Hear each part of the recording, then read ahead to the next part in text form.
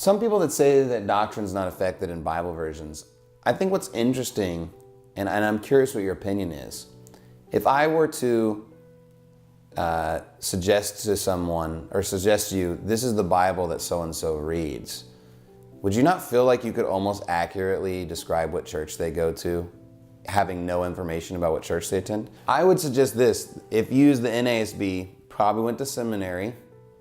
If you use the ESV, you probably go to a Presbyterian or a Calvinistic church, maybe a Southern Baptist church.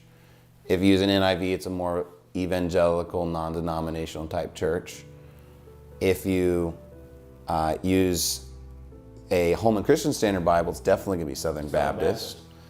And if you're using the Message or some other more obscure, it's going to be a very obscure denomination. It almost seems as if a person's doctrinal leanings are very directly connected to the Bible that they use.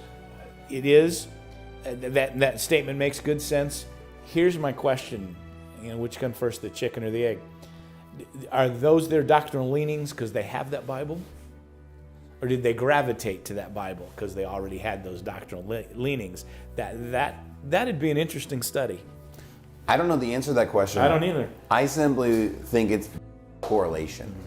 And I think the correlation proves the fact that Bible translations matter. Yeah, absolutely, they matter. Your authority matters, absolutely.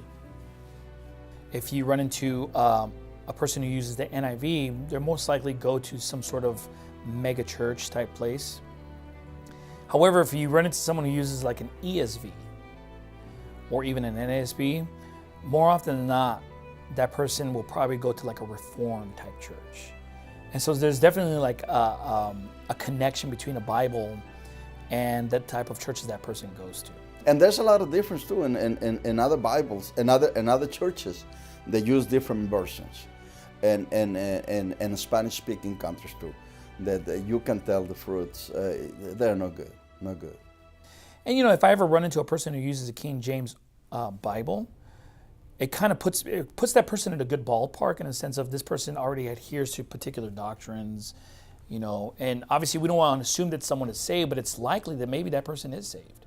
Whereas if I ever run into a person who uses an NIV, I can't really say with certainty that person probably knows the right way of salvation.